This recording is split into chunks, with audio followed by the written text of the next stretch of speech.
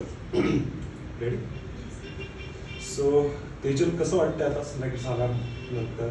खूप छान वाटतंय आणि स्पेशली जेव्हा हा रिझल्ट IDB यायचा, तू आता असिस्टंट मॅनेजर झाली, तेव्हा आई बाबांना कळालं पहिल्यांदा की तू आई बाबांना सांगितलं? मी पहिल्यांदा आई बाबांना सांगितलं तर त्यांना खूपच आनंद झाला.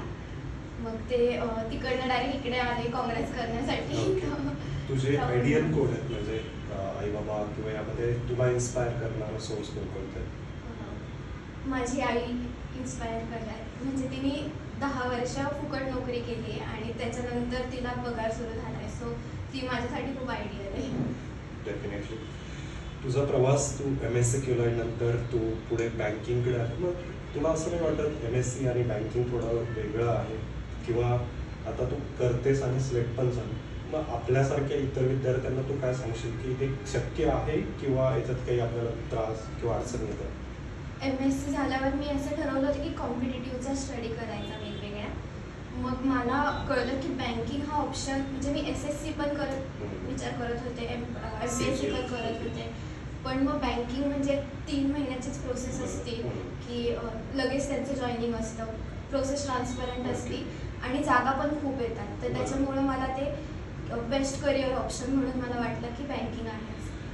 PCMC करिअर फोरममध्ये येऊन मला वाटतं की तू बऱ्याच दिवसापासून अभ्यास करते. इथलं काय आवडलं? जसं मगाशी तू बोलताना सांगितलं शिवाजी महाराजांबद्दल, तर असा तुझा इथला स्पार्क काय होता, किंवा तू एवढ्या महिने पेशन्सने अभ्यास केला, तर इथे आपल्याला काय आवडलं तुला स्पेशली तसं पाहायला गेलं तर इथे आल्यापासूनच एक पॉझिटिव्हिटी तयार होती.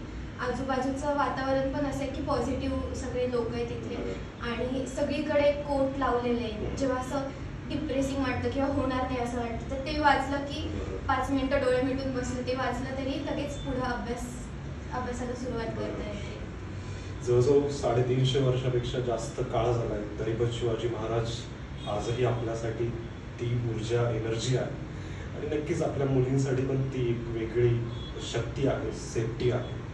तुझं सिलेक्शन आता झालं आहे. मला जातात एक छोटासा क्वेश्चन आहे की जर एखादी मुलगी बँकिंगकडे ॲज अ करिअर म्हणून बघते, तर तू तिला काय सांगशील की बँकिंग केल्याने काय काय होतं, किंवा तुला काय माहिती आहे? सगळ्यात पहिली गोष्ट म्हणजे आता मुलींना एम्पॉवरमेंट पाहिजे असते. तर बँकिंग म्हणजे कसं पाहायला गेलं तर असं एज्युकेशन झालं की लग्नाच्या मागे लागतात किंवा काय, तर मग पेशन्स ठेवले जात नाही घरच्यांकडनं एवढे की MPSC करेल, UPSC करेल.